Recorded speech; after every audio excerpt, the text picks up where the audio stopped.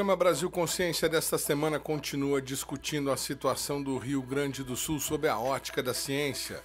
No programa de hoje, você vai saber por que não deveria naturalizar desastres como o que atingiu Porto Alegre e demais municípios do Rio Grande do Sul.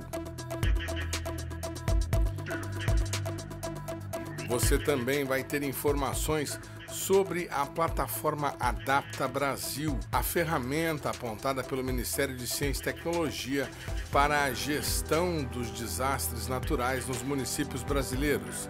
Veja. Muito bem, amigo do programa Brasil Consciência, a gente continua falando das medidas e das ferramentas existentes para tentar impedir perdas humanas e tantos prejuízos como esse que a gente tem observado no sul do país. E para falar sobre isso, a gente está agora com o Dr. Jean Meto, que é o responsável do INPE pela plataforma Adapta Brasil. A plataforma Adapta Brasil foi apontada pela ministra de Ciência e Tecnologia, Luciana Santos, como uma dessas ferramentas. Vamos saber dele, então, o que dá para tirar dessa plataforma de informação que possa, aí, num futuro próximo, esperamos nós, impedir novos desastres dessa magnitude. Bom dia, doutor Jean, obrigado por você ter aceitado ao nosso convite. Então, doutor, como é que a plataforma que o senhor tem ajudado a desenvolver pode auxiliar municípios e estados a gerenciar medidas preventivas contra perdas como essa? Bom dia, Edmond. Bom dia a todos que estão também nos ouvindo e acompanhando. É um prazer estar aqui novamente. Bom, o Adapta Brasil ele partiu do princípio, né, que o clima realmente está mudando, né?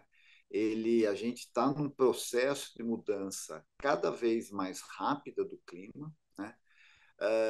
E a gente precisa, o país como um todo, os municípios, as instituições, precisam buscar mecanismos para poder se adaptar a essas mudanças. Né? Toda a evolução do país, a ocupação territorial, a produção agrícola, a produção de energia, ela se deu ao longo da história num clima que não é mais o mesmo. Né? Então, toda a evolução do clima nos últimos 100, 150 anos, ela é muito diferente do que é hoje. Então, o que nós temos que fazer? Nós temos que ter ferramentas que, primeiro, nos indiquem para onde esse clima está indo, né? E também nos indiquem como a gente pode se preparar.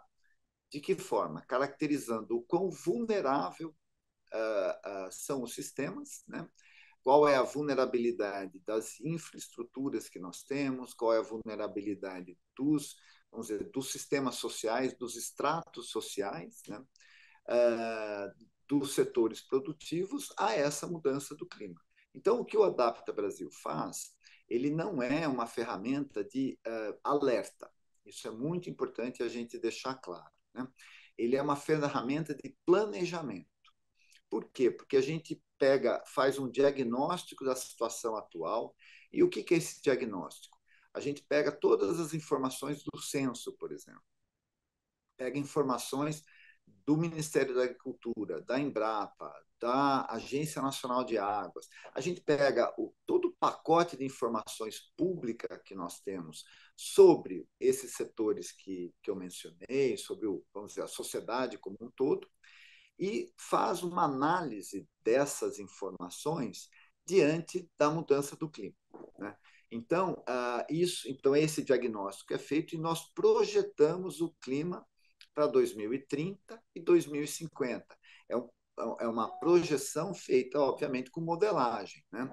Então, tem uma série de esforços globais, inclusive o INPE participa, esforços globais de modelagem climática, e a gente usa essas informações para projetar o clima no futuro e ver o que aquele clima lá no futuro vai impactar a infraestrutura, enfim, vai impactar a sociedade que hoje a gente diagnosticou. Então, muito importante é isso. Então, agora, o que a gente tem vivenciado, né, é que o clima que estava projetado para o futuro já vem acontecendo. Então, o planejamento ele tem que ser emergencial. A gente tem que deixar de achar que mudança climática é algo de é o novo normal, exatamente. Nós temos que incorporar isso. Nós temos quase que um negacionismo estrutural no país, velho. Então, assim, todo o planejamento público, planejamento das empresas, planejamento do agronegócio, planejamento territorial, onde é que as pessoas vão ficar alocadas, tudo isso tem que considerar esse novo normal que você falou. Então, o Adapta Brasil tenta mapear e dar subsídios aos gestores. O Mapa Brasil ele tem, perdão, o Adapta Brasil tem um foco muito direto aos gestores locais dos municípios do Brasil. Então, é uma ferramenta que a gente olha para todos os municípios, os 5.570 municípios do país, em diversos setores da economia e da sociedade. Bom, imaginando, obviamente que nesse momento não existem informações consolidadas, não seria possível, mas imaginando num futuro próximo o rescaldo da tragédia que nós estamos vivenciando no sul do país nesse momento, o que daria para tirar do Adapta Brasil sobre o Rio Grande do Sul que pudesse evitar novas tragédias? Por exemplo, daria para planejar que nós não podemos ter tanta casa às margens do Rio Guaíba, por exemplo. Essa seria uma ideia. De certa forma, sim, viu, Edmund? Então, o que a gente usa lá... Bom, e também tem outro aspecto importante, né? A gente está aguardando a disponibilização das informações do censo de 2022, né? Por quê? Porque, por exemplo, lá no censo, a gente tem cortes territoriais que nos indicam residências em áreas de risco, por exemplo, né? Então, a gente incorpora isso no Adapta Brasil. Então, isso que você falou, sem dúvida nenhuma, é uma prática que deve ser adotada. Agora, é muito difícil você tirar toda a infraestrutura, né, dos locais. Então, o que nós temos que trabalhar? Todo o planejamento do avanço das regiões urbanas. Isso no Sul, obviamente que é o drama que nós estamos vivendo no momento, mas assim, nós temos que olhar isso para o país como um todo. Então, nós temos que a expansão territorial nos núcleos urbanos tem que considerar vazões de rio que são maiores do que o histórico que a gente vivenciava. A gente sabe muito de certa forma, toda a expansão das cidades brasileiras, elas essencialmente começam a partir dos rios. Então, historicamente, isso até na época do descobrimento do Brasil, da entrada dos portugueses a terra dentro, né, na parte interior do Brasil, foi feito por rios, essencialmente. Então, os núcleos das cidades eram na beira de rios. Então, a gente tem que, esse clima desses últimos séculos, ele está mudando muito. Então, nós temos que reconfigurar as cidades. O que já está colocado, está estabelecido, é muito difícil fazer. Então, o que nós temos que trabalhar? Temos que trabalhar com reflorestamento, para que a água não chegue tão rápido nos rios. A gente tem que trabalhar com sistemas de drenagem. Obviamente, com um volume de chuva, como aconteceu no Rio Grande do Sul, a gente tem que olhar para as áreas de maiores riscos e tirar as pessoas. Então, nós temos que trabalhar também com sistemas de alerta. Então, e no Adapta Brasil, o que a gente tem? A gente tem lá o que a gente chama de fatores influenciadores, né? Quais são os elementos que definem aquela maior vulnerabilidade? Então, Edmond, o que a gente faz é uma metodologia científica. O INPE, como você sabe, é um instituto de pesquisa, né? Então, a gente traz uma metodologia científica que ela olha para a questão climática, ela olha para a vulnerabilidade daquele sistema que a gente chama socioecológico, a gente olha a sociedade conectada com a natureza e a gente vê o quanto que esse sistema está exposto, né? Então, bem no teu exemplo, por exemplo, uma comunidade que está na beira do rio e que tem vamos dizer, uma estrutura de edificação mais simples, ela está mais exposta, consequentemente, ela está mais vulnerável e o impacto é maior. O que aconteceu no Rio Grande do Sul foi uma coisa absurda, porque inclusive impactou em infraestruturas que são bem estabelecidas. Mas isso vem na área de expansão dos rios. Então nós temos que revisitar isso. O Adapta Brasil ele não tem esse mapeamento geográfico, tem um mosquitinho aqui, não tem esse mapeamento geográfico, né? Mas ele indica para o gestor, fala, olha, uma parcela da população do município ela está vulnerável. Quem vai dizer se ela está naquele morro ou naquela beira de rio é o gestor local. Então, o Adapta Brasil ele dá um indicativo para que o gestor local possa usar para o seu território, olhar para o seu território e falar, bom, aonde que eles estão indicando que nós estamos vulneráveis? Porque se a gente pegar o próprio exemplo do Rio Grande do Sul, a gente faz o mapeamento de onde inundou e onde não inundou, em alguns municípios teve região que não inundou. Então, quem tem que mapear isso é o gestor local. É muito difícil você pegar uma grade municipal e dizer que aonde naquela grade municipal você tem o ponto que vai acontecer. Mas você fala, olha, essa grade municipal ela é vulnerável. Se ela é vulnerável, aonde que a gente tem que olhar? Tem que olhar aqui ou acolá. Então, essa que é a ideia. Então, a Adapta Brasil é uma ferramenta de planejamento. Existe uma distância entre o ideal e o possível, né? E esses episódios mostram um pouco, aliás, mostram bastante isso com relação às ações de crise, de gerenciamento de crise. Você tem o CEMADEM produzindo alerta, manda para uma Defesa Civil Nacional, que distribui para defesas civis estaduais.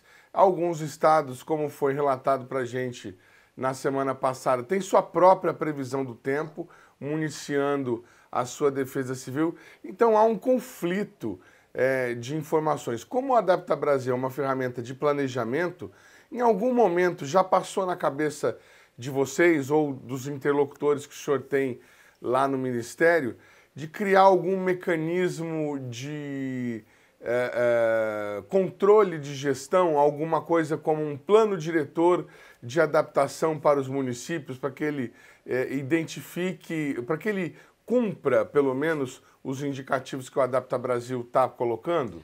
Olha, Edmo, muito obrigado por essa questão, porque eu acho que ela é muito importante, né? O Adapta Brasil está dialogando dentro do governo federal com o Plano Clima. E o Plano Clima dentro do Plano Clima tem duas vertentes, uma é de mitigação e outra é de adaptação. Nós estamos dialogando nessa vertente de adaptação, apresentando o Adapta Brasil justamente como uma ferramenta para que os diferentes setores possam tomar medidas que elas sejam justamente para se adaptar à mudança do clima, né? Então, isso no âmbito federal. Né? Então, o Plano Clima vai na adaptação, ele vai propor um plano nacional de adaptação, que é uma revisita ao plano que já existia, né, e que ele ficou, não foi implementado, mas ele já existia, mas é uma evolução da leitura daquele plano, o que é muito importante, porque o clima mudou muito nos últimos 8 anos, vem mudando, né? Então, isso é importante. Né? Então, a gente está dialogando ali. Outra coisa que nós estamos fazendo, Edmar, a gente está conversando com diversas entidades municipais e estaduais de meio ambiente. Vamos agora fazer um curso sobre a Adapta Brasil em Pernambuco, vamos fazer um curso no Alagoas. A gente já fez cursos online para a Agência Brasileira de Secretarias do Meio Ambiente. Né? A gente tem dialogado com o setor privado também, né? Porque é importante que as pessoas entendam um elemento central disso é que a Adapta Brasil é aberta, todo mundo pode acessar. Então, até a iniciativa privada é importante ter essas informações para o seu planejamento, que dialoga com o planejamento, deve dialogar com o planejamento público. Então, a gente tem feito isso. A plataforma é muito intuitiva de se utilizar, mas quando a gente consegue dialogar com o usuário, né, a aplicabilidade fica mais clara, fica mais direta. Então, a gente tem dialogado, sim, e alguns municípios já estão propondo seu plano de adaptação com base no Adapta Brasil, né? Inclusive, eu não tenho bem certeza que município, mas teve município do Rio Grande do Sul que já nos consultou para usar o Adapta Brasil como uma ferramenta de planejamento. Então, a gente tem buscado cada vez mais incrementar esse diálogo, obviamente, isso junto com o Ministério da Ciência e Tecnologia, mas expandindo bastante, né? Não ficando só nesse núcleo com a MCTI, no núcleo da ciência. Então, aqui mesmo no Estado de São Paulo, a gente já dialogou com a Secretaria do Meio Ambiente do Estado de São Paulo. Quer dizer, o que a gente pode fazer não é a única ferramenta que nós temos, né, Edmar? É muito importante isso, tem vários esforços, mas é mais uma ferramenta que o gestor local pode usar, e não só local, o gestor, de uma maneira geral, pode utilizar para ir se preparando, ou para preparar. Bom, é uma Porque a ferramenta gente. de planeja... Perdão. é uma ferramenta de planejamento a médio e longo prazo, mas agora, no momento de crise, o senhor está sendo bastante acionado. O que os ministérios envolvidos aí têm demandado do senhor nesse momento? Se é que o senhor pode nos dizer? Claro, a gente tem, está demandado, a gente vem sendo demandado dos ministérios das diferentes, vamos dizer, diferentes setores, né? Então, o Ministério da Saúde, por exemplo, está interessado no Adapta Brasil porque a gente fez um mapeamento de dengue também, né? Do risco de dengue, e que ele é muito próximo ao que aconteceu agora, o que vem acontecendo, né? Então, como é que o risco se agrava dentro de um quadro que a gente já está vendo grave, né? Enfim, a Defesa Civil a gente tem dialogado. Risco de dengue, o senhor fala por conta do alagamento lá no Rio Grande do Sul, de criar múltiplos criadores depois da baixa do Não, não, rio. não, não, do mapeamento de dengue nacional. A gente fez um Ah, pois não. exatamente, ele não está na plataforma ainda, mas a gente só está nos ajustes finais para estar na plataforma. Então, no setor de saúde, hoje a gente tem malária e leishmaniose, dois tipos de leishmaniose, que são doenças transmitidas por vetores e que a gente viu afetou o Brasil todo. O dengue teve um problema sério no Distrito Federal, em outros lugares. Enfim, então, Então, mas o senhor me perdoe. Então, quer dizer, a demanda que está acontecendo não é necessariamente por conta da emergência no Sul. O governo está percebendo que o Adapta Brasil é uma ferramenta importante e está demandando bastante por conta de tudo que está acontecendo no mudança país. climática como um todo. A gente lida com segurança alimentar, né? A questão no Rio Grande do Sul ela é emergencial, ela é uma questão de alerta, de emergência, urgência total. Então, assim, uma ferramenta de planejamento nesse momento, ela é importante que ela seja revisitada com os dados que nós temos de lá hoje e falar, bom, como é que a gente olha no futuro com essa ferramenta? Os próximos passos. Os passos atuais, a ferramenta pode ajudar pouco, né? A ferramenta pode ajudar pouco porque ela é uma ferramenta que fez um diagnóstico olhando, olha, como é que isso aqui vai para o futuro, né? Agora, essas informações todas a gente vai incorporar para que potencialmente, né, uma leitura do futuro tenha vamos dizer, tenha uma outra percepção sobre o que aconteceu. Mas o que o governo tem nos procurado, inclusive municípios, eu comentei esse curso que a gente vai fazer no Nordeste do país, fizemos aqui, enfim, é porque o clima está mudando o país todo, né? Não é essa questão no Rio Grande do Sul, foi uma questão, uma tragédia que não é pontual, enfim, do estado todo, mas é de uma região do país, né? Em fevereiro do ano passado, nós tivemos aqui em São Sebastião uma tragédia gigantesca, uma quantidade de chuva jamais vista para um local como foi naquela época, né? Então, esse contexto todo nos mostra claramente que o país tem que pensar em se adaptar à mudança do clima, Edson, de uma forma absolutamente transversal, né?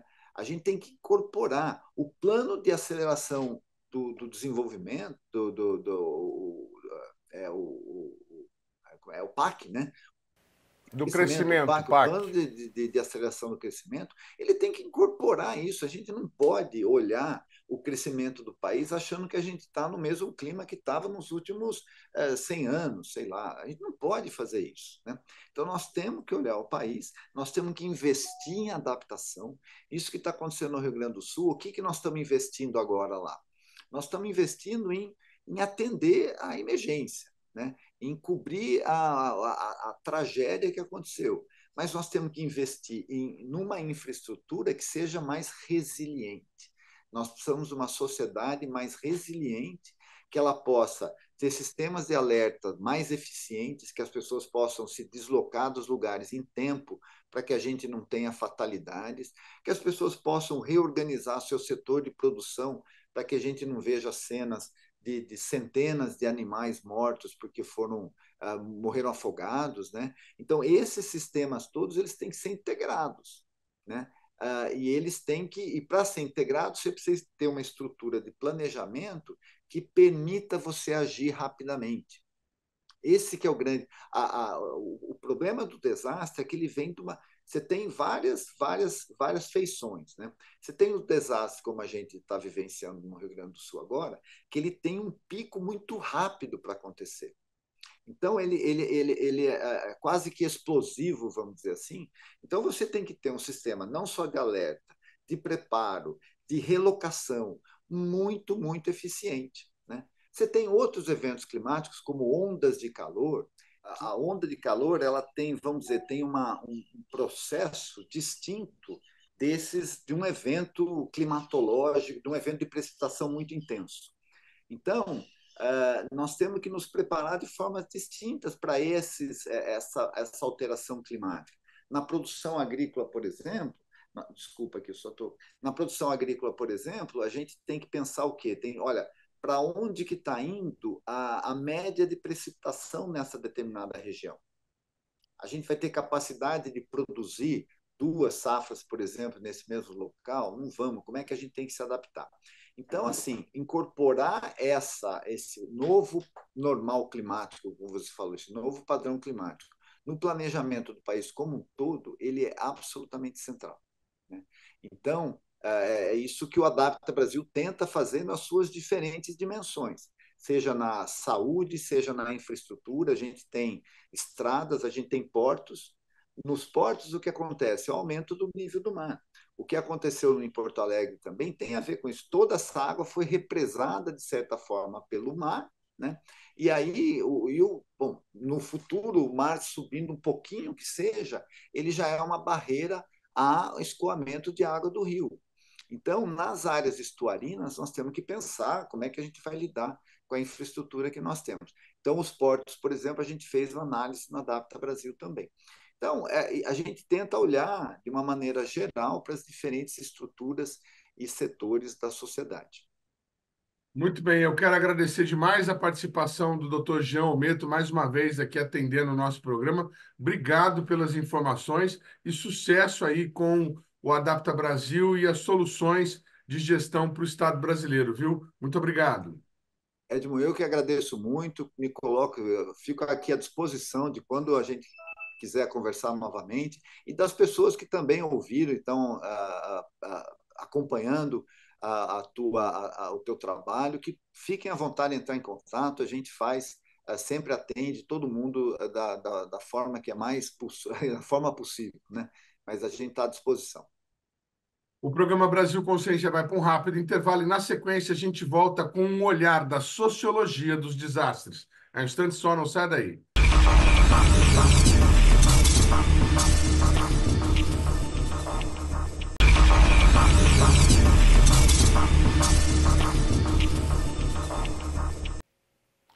Muito bem, amigo do programa Brasil Consciência, nós estamos de volta. A gente continua falando sobre a questão do desastre, a tragédia humanitária que acomete o sul do país neste momento e que deve ficar mais frequente, inclusive episódios como esse devem ficar mais frequentes devido às mudanças climáticas. Agora, a gente sai um pouco da ótica da contenção da tragédia e vai tentar entender um pouco mais o quadro todo da tragédia. A gente vai conversar sobre isso com a doutora em Sociologia, economista Norma Valêncio, autora do livro Sociologia dos Desastres e que, entre outras atividades, é professora na Universidade Federal de São Carlos. Bom dia, doutora. É um prazer estar aqui com a senhora no nosso programa. E a gente começa essa entrevista perguntando para a senhora qual o olhar que a sociologia dos desastres tem para esse episódio e para os outros episódios que vêm acontecendo com frequência no nosso país. Falta uma organização pública, investimento público na contenção desse tipo de tragédia? Bom dia. Bom dia, Edmond. Bom dia a todos que nos veem, nos escutam. É um privilégio poder estar aqui com vocês e compartilhando um pouco o approach da sociologia de desastres, né, a respeito dessa problemática não apenas pontual, né, mas essa problemática que ela vem escalando hoje no mundo e particularmente no Brasil, né, das decretações de emergência, né, relacionadas a eventos extremos, né? Em primeiro lugar, eu gostaria de dizer que no campo crítico da sociologia dos desastres, né, nós estamos num processo de desnaturalização dos desastres, né? Significa dizer, nós estamos problematizando a ideia, o qualificativo natural. Porque esse debate já tem mais de 40 anos na sociologia, os desastres, eles são definidos como acontecimentos sociais, sempre como acontecimentos sociais, que são súbitos, que são involuntários, que geram muito estresse coletivo em razão de perdas e danos humanos, materiais e ambientais, ocasionado por eventos físicos, né? Então, os eventos, os hazards, eles são físicos e podem ser de natureza ambiental, tecnológica ou social, mas os desastres são sempre os acontecimentos sociais. Então, essa, em primeiro lugar, é a nossa perspectiva desde o campo disciplinar da sociologia, numa abordagem crítica, né? O que eu gostaria, talvez, de começar a nossa reflexão conjunta é dizer que esse evento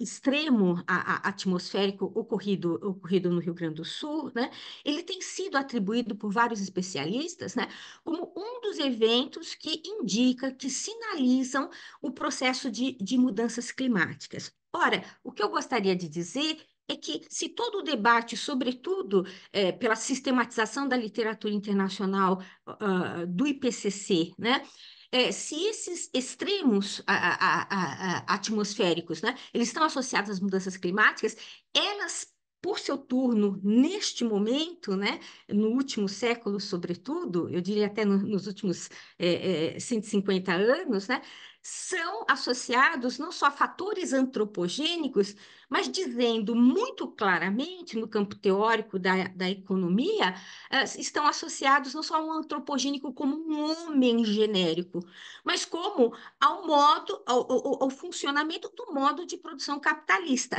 ou por uma lógica de acumulação, uma lógica produtiva e de acumulação concentrada, absolutamente predatória em termos espaciais e ambientais. E se nós colocamos nesses marcos, né, a mudança climática não é aquilo que precede. O que precede é o modo de funcionamento, o estágio atual, inclusive, do modo de funcionamento capitalista, que resulta em mudanças climáticas, né, cujo um dos efeitos são eventos extremos atmosféricos, entre outros, né, a gente vai sinalizar para um outro campo de formulação, de interpretação dos acontecimentos trágicos e de formulação das políticas públicas, né? Então, a gente aponta numa outra direção que não é só monitorar tempo e clima, né? Mas é, sobretudo, criar uma outra agenda em termos de modelo de desenvolvimento, Edmond. Se fosse traçar uma linha do tempo em que o último estágio, o último ponto é a tragédia, nós teríamos aqui no meio as mudanças climáticas, mas nós teríamos um ponto anterior em que o capitalismo consumiu recursos naturais para causar mudanças climáticas. E não apenas consumiu esses recursos, né? Ele criou relações de produção que são espacializadas, relações sociais de alta desigualdade social, alta desigualdade distributiva da riqueza, alta desigualdade no acesso aos territórios que podem ser considerados menos suscetíveis a eventos extremos como esses que nós estamos assistindo agora. Então, a gente também precisa entender isso, né, do ponto de vista da distribuição dos recursos, que são uma distribuição iníqua, né, que permitem ou não a proteção civil, né, e a garantia do direito da pessoa humana a uma proteção civil decente.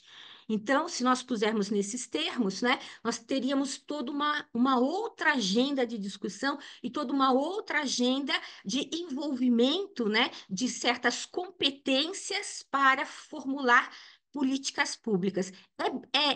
É bem que se diga que quando há desastres, quando eles ocorrem, Edmond, e as competências profissionais, sobretudo sobre a coordenação da defesa civil, né, faz uma primeira avaliação do montante de perdas e danos humanos, né, a ponto de quantificá-los como superiores à capacidade local de responder à situação, há, então, a decretação de emergência, né, sobretudo no nível local, depois reconhecida pelo nível federal. No entanto, Edmond, e os nossos ouvintes, quando há decretação de emergência, nós temos que dizer, e eu tenho dito isso de maneira reiterada nas últimas 2 décadas, a decretação de emergência, ele é um dispositivo legal que cria uma espécie de estado de exceção, né, na gestão da coisa pública, no âmbito, né, daquela administração, no âmbito daquela jurisdição, mas ele também significa o desastre, a decretação de emergência, que as medidas de prevenção e as medidas de preparação, elas foram inevitavelmente frágeis, né? Ou houve omissão, ou houve negligência, né? Ou houve equívocos na formulação das medidas de prevenção e preparação. Então, se teve desastre, pelo menos 2 etapas antecedentes, prevenção e preparação, foram falhas. E se nós não pusermos o dedo nessa ferida, né, se nós não consertarmos isso como lição aprendida, para dizer que na etapa subsequente nós precisamos reconhecer, nós, eu digo os agentes públicos, né, onde falhou, né, a sua visão, o seu olhar, a sua abordagem sobre o problema, que tivesse evitado aquele conjunto de acontecimentos trágicos, né? Se não for levantado isso pelas autoridades, né, então nós vamos inevitavelmente estar fadados, né, a que esses eventos continuem a ocorrer e as formas de manejá-lo continuem sendo indevidas, ampliando, então, o sofrimento social. Interessante. Não vou me lembrar aqui exatamente do número do programa, mas vou estar colocando ele aqui para você poder acompanhar. Nós entrevistamos recentemente a doutora Mariana Moura, que falou sobre o doutorado dela na Unicamp e que apontava uma relação entre as tragédias de Brumadinho, Mariana e, recentemente, a tragédia no Nordeste, me fugiu o nome da cidade agora, em que houve solapou a mina lá Maceió, né? Alagoas, né? Alagoas, Foi Maceió. Maceió Braskem, se eu não estou enganado no nome da empresa. Sim. E aí ela estabeleceu uma relação e a relação estabelecida foi justamente que era o modelo de exploração de recursos naturais capitalista que fazia com que fossem negligenciadas as contenções de risco, né? Licenciamento ambiental e tudo mais. A pergunta que eu fiz para a doutora Mariana naquela época é um pouco parecida com o que eu vou fazer para a senhora agora. Como resolver esse nó numa sociedade em que a gente tem, por exemplo, que atender emendas parlamentares que tiram recursos de medidas de prevenção para agradar aliados políticos do governo em outras áreas, em outras instâncias, em que a própria sociedade, a própria população clama que o poder público ceda ao empresariado para gerar emprego, para poder gerar riqueza e distribuir renda em benefício próprio. Como quebrar esse paradigma, esse modo de vida? Edmond, eu não sei se eu vou exatamente responder a sua pergunta, mas eu vou passar por ela, de maneira transversal, para dizer uma coisa que eu acho muito importante quando você fala desse aspecto econômico. A primeira coisa que eu queria dizer, reportando um pouco o que eu acabei de dizer em termos das falhas, omissões, negligências, ou inapropriações das medidas de prevenção e de preparação, é que se elas tivessem sido realmente adequadas, apropriadas, nós não estaríamos agora vendo o montante, né, de mobilização de recursos econômicos que estão sendo agora utilizados nas medidas de resposta. Nas medidas de resposta significa, em termos de defesa civil, resgate e reabilitação. Eu vou dar só um exemplo para você. Inclusive, as competências são distintas, né? Então, em termos de preparação, né, ou seja, se sabe antecipadamente, né, da iminência da chegada de um evento extremo atmosférico, né, se sabe isso de maneira antecipada, né, as ações de preparação vão significar, por exemplo, mobilizar agentes públicos, né, para poder produzir uma evacuação planejada da população. O que essa evacuação planejada significa? Significa, por exemplo, que em termos da infraestrutura viária, né, ela é ainda viável para evacuar, por exemplo, por transportes coletivos, né? Então, você não precisaria esse número enorme de helicópteros, aviões, etc., porque a população, seja por meios próprios, né, seja por transportes coletivos, inclusive transportes cedidos pelas diferentes pastas, né, nos diferentes níveis de governo, poderia deslocar essa população sem que ela tivesse o risco à vida, sem que se perdessem 95 vidas ou mais de centenas de desaparecidos, por exemplo. Elas poderiam ter evacuado com seus documentos, com seus objetos, sobretudo de valor econômico e simbólico relevante, poderiam ter evacuado com seus próprios colchões, poderiam ter colocado seus veículos automotivos em lugares seguros, enfim, né? Todo o conjunto de perdas humanas e materiais, né, poderia ter sido sanada com uma outra logística de evacuação. Eu digo, inclusive, muito mais barata do que essa onerosa que está sendo feita nesse momento. Isso em primeiro lugar. Em segundo lugar, certas perguntas, elas precisam ser feitas, sobretudo pelo Ministério Público, e aí eu digo Ministério Público Federal, Ministério Público do Rio Grande do Sul, a Defensoria Pública da União, a Defensoria Pública do Estado do Rio Grande do Sul, são perguntas muito singelas, mas elas ajudam muito a gente a entender sobre que lições estão sendo realmente aprendidas. Para poder voltar no seu tema econômico, Edmond, a pergunta é o seguinte, né? Aqueles órgãos em diversos níveis de governo, né, que estavam responsáveis, tinham como missão institucional monitorar eventos extremos, né, sejam eles atmosféricos e os riscos hidrológicos e geológicos correspondentes, eles produziram a informação em tempo hábil? Essa pergunta é importante. A segunda, produziram essa informação em tempo hábil? Essa informação, ela foi enviada para o Sistema Nacional de Proteção e Defesa Civil em tempo hábil? Eu estou falando aqui do SENADE, da Secretaria Nacional de Defesa Civil, foi enviada em tempo hábil? Se enviada em tempo hábil para o topo do SIMPEDEC, do Sistema Nacional de Proteção e Defesa Civil, o que foi feito com essa informação que chegou no SENADE, que chegou em Brasília?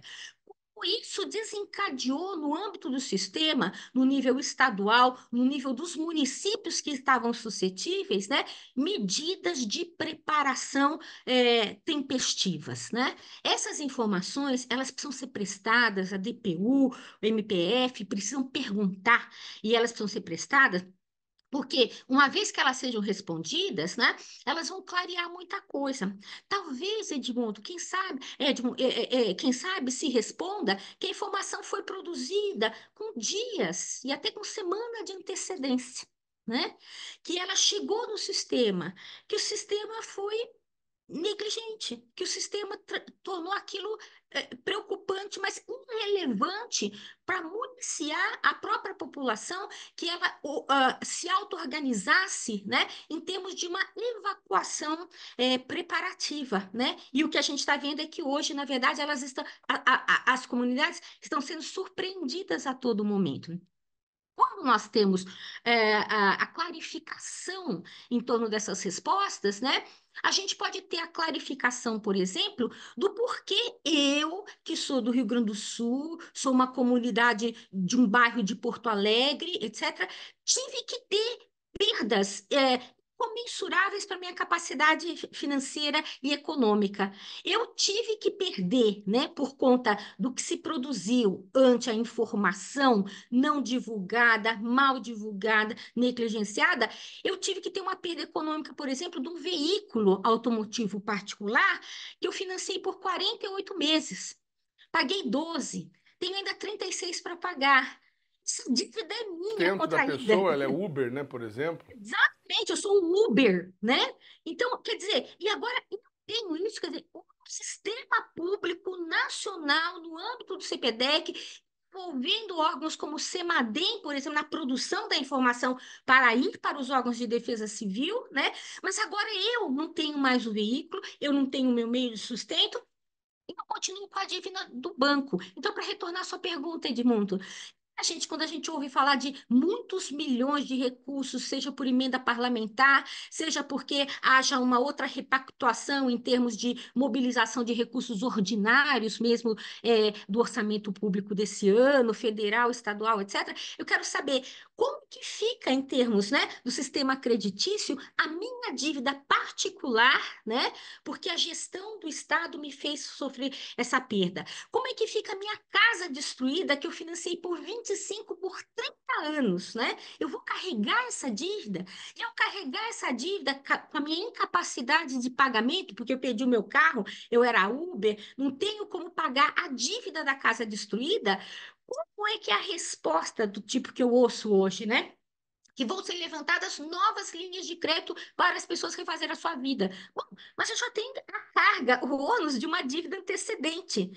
Como que eu vou mostrar que eu tenho capacidade financeira para carregar outros 30 anos de um outro financiamento imobiliário? Aliás, muitas vezes no mesmo território, né, que está caracterizada junto ao banco, ou à Caixa Federal, ao Banco do Brasil, ao Bradesco, o que seja, né, que aquele território ele está caracterizado por ter uma certa construção, né, uma certa estrutura civil, né, que é o imóvel. Então, como é que eu vou poder refinanciar isso para o mesmo território que está atrelado a uma outra dívida? Então, tem certas perguntas, então eu digo isso para proteção em termos, por exemplo, da Defensoria Pública, em termos do direito de furos, né? É, a Defensoria tem que refletir em torno dessas perdas individuais, econômicas individuais, mas que se a gente congregar, nós estamos falando de centenas de milhares de pessoas, né? Em função de como elas vão lidar com isso. Porque quando nós ouvimos falar, Edmond, de emendas parlamentares e coisa do tipo, sejam elas, né, agora reorientadas, por exemplo, para o refazimento do Rio Grande do Sul, nós estamos falando do refazimento em termos, sobretudo, de infrassistemas, né? De infrassistemas viários, de infrassistemas de saneamento, de infrassistemas de energia e o que seja, né? Mas nós não estamos falando, né, da carga, do ônus econômico que ficam para esses sujeitos. E até quando a gente está falando do sistema securitário, né? Você viu quantos imóveis, né? Quantos veículos automotivos ficaram debaixo d'água, né? Alguns deles, né, pela sorte das pessoas, pela capacidade que elas tiveram, inclusive econômica, né, antecipatória, de pagar seguros, né, por esses bens, né, e vão exigir agora, né, as suas indenizações. Eu estou imaginando assim como o sistema securitário vai lidar com esse conjunto, né, enorme de ônus, né? Isso quando não as apólices, né? Muito sabiamente para a acumulação capitalista, as apólices trazem lá na entrelinha, né? Eu cubro isso, menos a exceção são os desastres ditos naturais. Então, é por isso, Edmond, que a gente precisa desnaturalizar os desastres, né? Porque senão certos agentes econômicos se safam, certos mecanismos de circulação da riqueza pública refazem certas infraestruturas, né?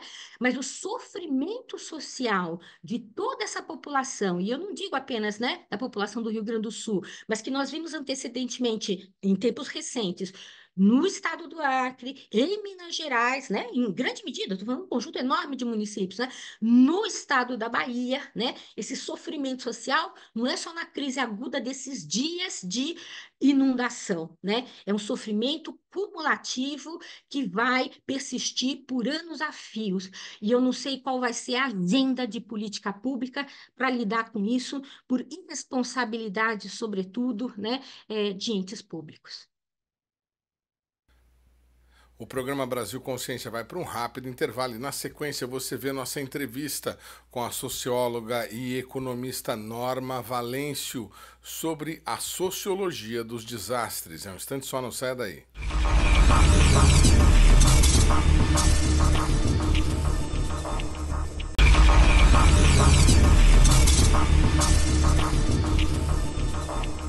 A doutora Norma Valêncio fala tudo isso com base em uma larga experiência, além de pesquisa. Ela também foi voluntária na Defesa Civil de São Carlos, né, doutora? Ah, E sim, trabalhando né? durante 6 anos antes de publicar o livro da Sociologia dos Desastres. Um outro trabalho que eu gostaria de citar agora é o Representações Sociais dos Abrigos Temporários no Brasil, uma análise sociológica da base qualitativa da ótica dos gestores públicos e dos abrigados em contexto de desastres relacionado às chuvas. A gente entrevistou não faz muito tempo o diretor do CEMADEM, José Maria Marengo, sobre a questão da tragédia em São Sebastião. Havia uma polêmica sobre a questão da sirene, ter sirene, não ter sirene e tudo mais, e ele disse que a sirene era o menos importante, que o importante era ter um plano de contingência com indicativos bastante sólidos e divulgados de onde a população deveria ir, qual seria o procedimento em caso de uma emergência, em caso de uma sirene tocar. E com esse trabalho que a senhora fez, o que a senhora imagina que tem de estrutura lá no Rio Grande do Sul para abrigar as pessoas nesse momento? Edmond, em primeiro lugar, eu queria dizer que o professor José Marengo é um dos grandes cientistas brasileiros, né? E na área, inclusive, de climatologista, é o cientista que eu mais respeito aqui no Brasil e que tem respeitabilidade internacional. Isso em primeiro lugar, né? É, eu queria dizer, no caso de São Sebastião, é um caso que eu acompanhei e ainda acompanho bastante, bastante de perto. A questão, em primeiro lugar, não é não ter o plano de contingência. Há um plano de contingência. Inclusive, a última atualização dele, do Plancom, foi no ano de 2018, né? E ele está sujeito à revisão nesse momento, né? Eu queria dizer duas coisas sobre abrigos e sirenes, né? São dois aspectos que você tocou, do ponto de vista de uma preparação e do ponto de vista de uma reabilitação. São duas fases da emergência, né? Com relação à sirene, né, eu já escrevi muito sobre isso, né, eu tenho uma série de publicações na área de sociologia dos desastres, não tenho exatamente um livro, né, mas a organização, só sociologia dos desastres são 4 livros, outro, que depois a gente pode falar, né, eu posso passar o endereço do nosso site para que os nossos ouvintes possam acessar esses estudos, né. Eu vou colocar na edição, mas para o pessoal saber, estamos colocando na tela agora o endereço do site para você poder acessar todo o Isso, material. www.neped, Núcleo de Estudos e Pesquisas Sociais em Desastres, né? neped.br, né? Então, lá uma das abas são os e-books, né? Uma série de e-books que nós produzimos, organizamos, né? Com diferentes instituições e parceiros de diferentes campos disciplinares. Em relação à Sirene, recentemente, digo, nos últimos 5 anos, eu publiquei eu me incomodo muito com a ideia de sirene, né? Porque a sirene, existem vários aspectos relacionados a ela, né? Existe o aspecto desde a própria sonoridade da sirene, né? As sonoridades que são, e a população da Vila Saída, de São Sebastião vai dizer isso, né? Que são sonoridades de mau agouro para a cultura nordestina. Ela lembra um pássaro de mau agouro, que significa morte. E quando ela toca de maneira insistente, porque há muito disso, né, de se colocar a sirene e dizer assim, bom, se cair 10 milímetros, 50 milímetros, pelo sim, pelo não, né, de maneira precaucionária, vamos disparar a sirene. E isso vai estressando a população. Isso cria um estresse psicológico muito grande para a população. E isso é muito sabido em defesa civil, né? Porque se você toca sem necessidade, né? Se esperava uma enxurrada e veio apenas um pequeno alagamento, e a população teve que evacuar nas mais diferentes condições, gestante, com criança pequena, pessoas com doença crônica, com problema de mobilidade, até, tiveram que sair, passar por todo esse estressor, a próxima vez que tocar, ninguém sai. Né? Então, existe também uma perda de credibilidade desse próprio sistema. Né? Exatamente o que o Dr. Marengo falou. Exato. Agora, quando a gente fala também dos abrigos temporários, há um problema seríssimo, e aí já que o professor Marengo falou do caso São Sebastião, é exatamente esse que eu vou tocar, né?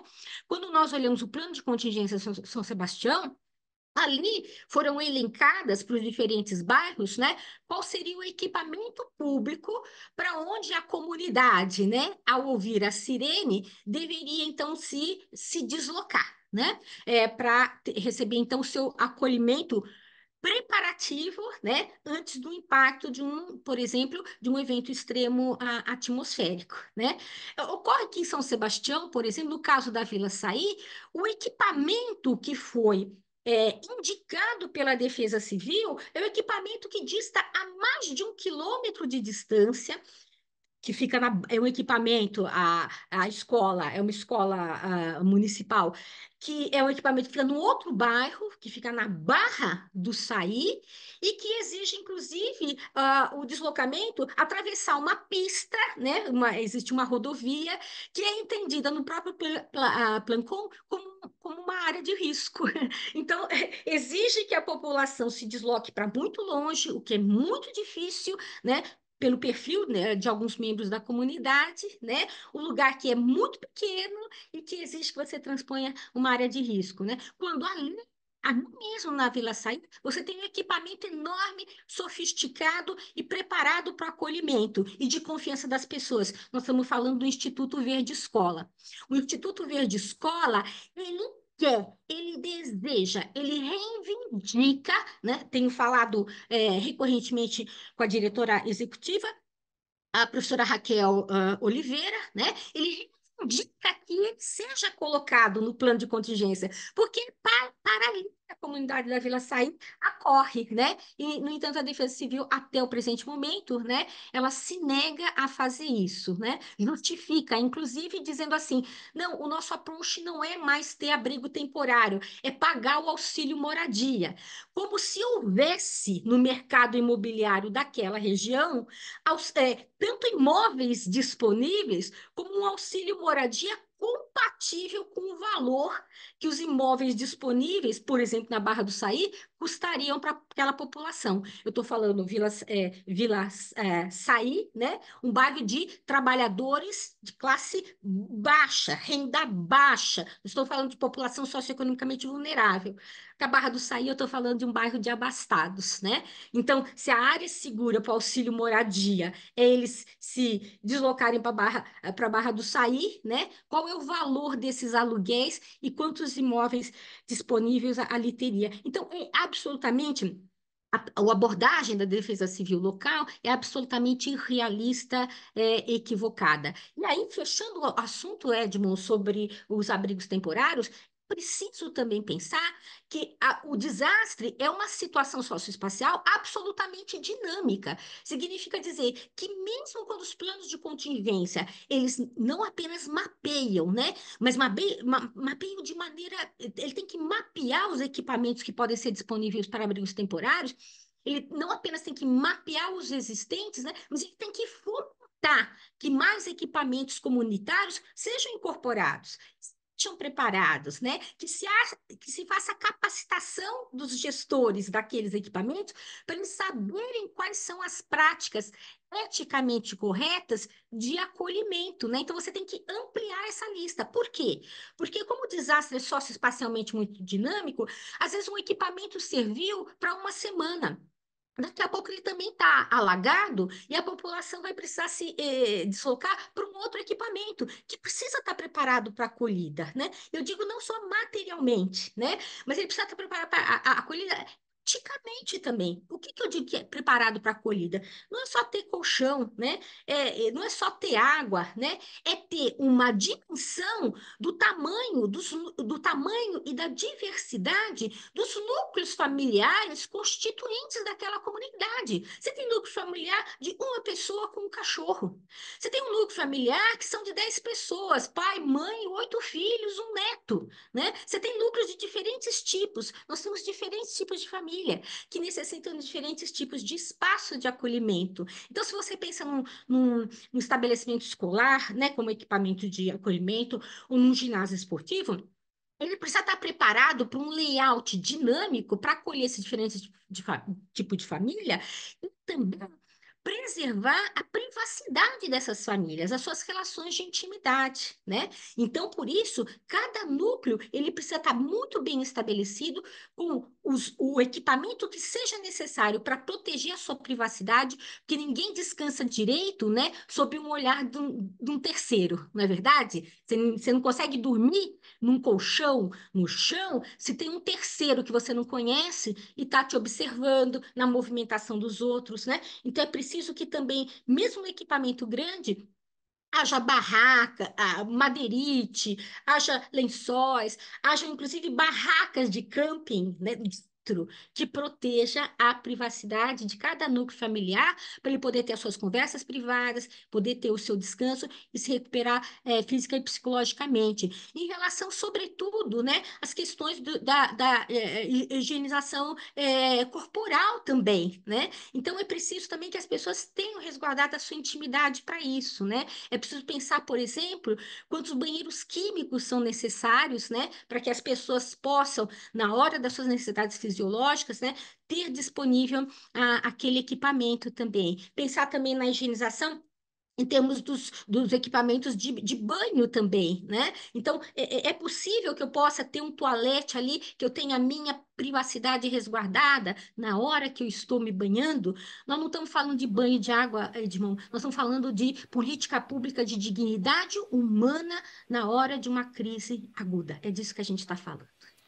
É isso aí, e não é pensar apenas, né, como se fosse, vocês verem como a questão é complexa, não dá para pensar como se fosse um rebanho bovino que você tira de um lugar e joga no outro, precisa ter realmente dignidade. Olha, não tenho palavras para agradecer pela aula que a doutora nos prestou aqui durante este bloco. Muito obrigado pela participação no nosso programa. Infelizmente nós não temos mais tempo, mas fica aí, vamos repetir, estou colocando na tela mais uma vez o link para você poder acessar e poder se informar um pouco mais sobre esse assunto. Muito obrigado à professora Norma Valêncio e a gente aguarda a senhora num próximo programa, viu? Sempre. Até mais. O programa Brasil Consciência de hoje vai ficando por aqui. Você que quiser conferir os demais programas produzidos pela rádio do CINDCT deve acessar a nossa página no Facebook, que está aí para você na tela neste momento. Você que quiser conferir os demais programas já produzidos pelo Brasil Consciência, tem à disposição o nosso canal ou o próprio canal da TVT. Dúvidas, críticas, sugestões e reclamações, nosso e-mail está sempre disponível para atendê-lo. A gente volta na semana que vem com mais uma atração inédita para vocês. Tchau, gente!